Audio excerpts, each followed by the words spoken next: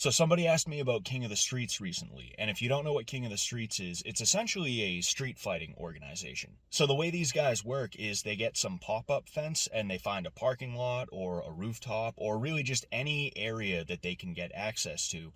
They make an enclosed space with the pop-up fence and they have two guys get in there and fight on just pure pavement. There is no mat or anything like that. In addition to that, there are no rules in these matches. Now, when I say no rules, I want to make it clear that it is no rules. They've had a couple of fights that have ended via eye gouge already, and I think that's probably why some people are coming to me and asking about this, because, things like that, they're gonna get some kind of traction, even if it's not mainstream traction. Just a lot more people are gonna know about them once that kind of thing starts circulating. So when it comes down to it, I really don't have an issue with King of the Streets. I gotta be honest with you. If two fully grown adults who can make their own decisions decide that they want to get into a cage and fight with no rules, then you know what? More power to them. I don't know what the law would say about that, but in my opinion, if you're able to do it and you're not going to get in trouble, then why not? And even if you are going to get in trouble, it's not like I can really stop you from doing what you want. So I'm not going to sit here and say like, oh, King of the Streets, oh, those guys, they're awful, they're bad. They make MMA look bad. Really, because for one thing, they're not MMA, and they will say that they are not MMA. Even if they're putting on MMA style events, I guess you could say. What it really comes down to is that when you have two guys that are trained to fighting each other, it's going to end up looking like MMA or Muay Thai or boxing or anything else like that. Because at the end of the day, people are always going to revert back to what the most effective or efficient way to fight somebody is. And well, those are boxing, Muay Thai, Judo, Jiu-Jitsu, just everything that makes up MMA. Now, as I said a second ago, I don't have any issues with this on the grounds of people basically being able to make their own decisions. If two people who are able to make their own decisions want to get together and start poking each other in the eye and biting each other in the private parts, in the no-no square, then you know what?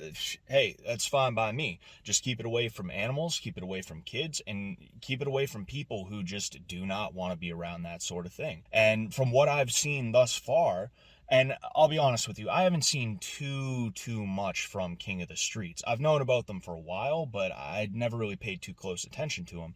However, I have not really seen them openly trying to get people to care about them that much.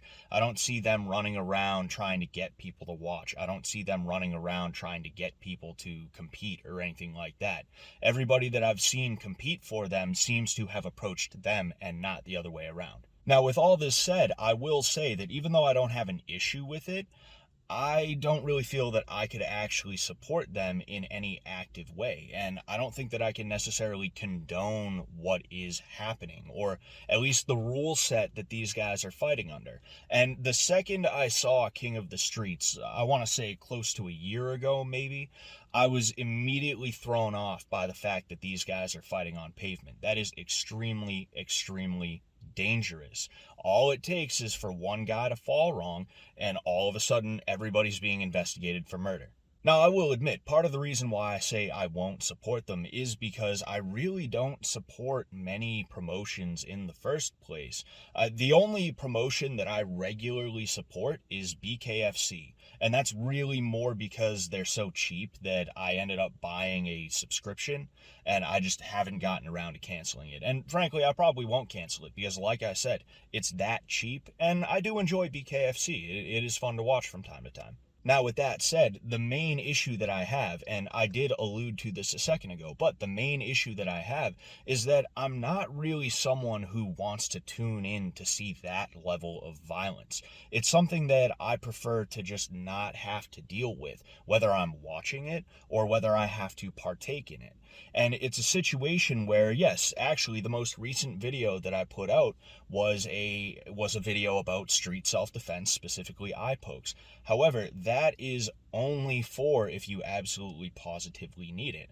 I'm not the kind of person who wants to purposefully walk into a situation where I know that I might have to gouge somebody's eye, or that my eyes might be gouged, or some other really messed up thing might end up being done by someone to someone. And I'm also not really the kind of person who enjoys watching that sort of thing. Now, if that's your thing, if that's the way that you enjoy spending time, then I mean, hey, go ahead and do whatever you want. But I gotta ask you, what the hell is wrong with you, honestly? It's just one of those things where it's like, dude, why would you want to see that? You know, what is so fascinating about it to you? What is so interesting that you want to see people put into that level of pain and have that amount of damage done to them?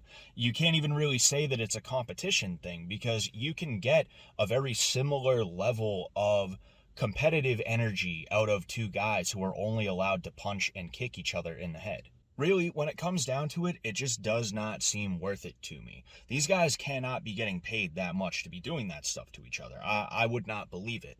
And you could not pay me enough. You could offer me $1 million, $2 million, even more money than that, and I would not be willing to purposefully get into a situation where I could potentially have my vision damaged, or an ear ripped off, or some other heinous thing done to me, or potentially me having to do it to somebody else. That just, it doesn't seem like a good way to spend a Saturday. I'll say that much. And look, maybe these guys get paid tons and tons of money on the down low, who knows? But it's just, there's just something about it that I'm just not a fan of, whether it's just watching it or if it's a situation where I could potentially end up doing it myself. Now, with all of that out of the way, I'm going to make a prediction for you right now, and I really, really hope that this prediction does not come true, but I have a strong feeling that it probably will. Somebody's going to die. And it's going to be for one of two reasons. Either one, someone's going to get knocked out, they're going to fall, they're going to smack their head on the pavement. Or two, there is going to be an increasing amount of just violence and, as I said, heinous things that are happening to these guys in there, to the point where it just ends up killing somebody. Somebody is going to get hit in the wrong way, the wrong part of their body is going to get attacked, and because of that, they're not going to make it. And whoever is behind these events, whoever's behind this promotion, they're probably going to get in a lot of trouble. These guys, I don't think anyone really knows their identity. That's kind of part of their gimmick, is that they wear masks and they don't really say who they are.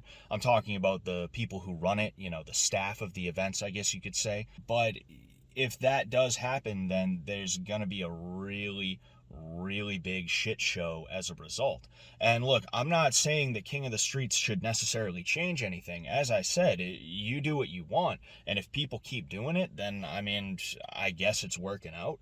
But it's going to be a really bad day for them, and they're going to have to deal with it. And I wonder what's going to end up happening when that does happen, because right now you see they're very gung-ho about the whole no rules thing. You see they're very unapologetic about it, and if anybody ever has anything to say about them, they just kind of brush it off, they blow it off, they become a little bit haughty about it and things like that. And I wonder if that will change, but we're just going to have to wait and see. Like I said, I hope that doesn't happen, but hey, you know.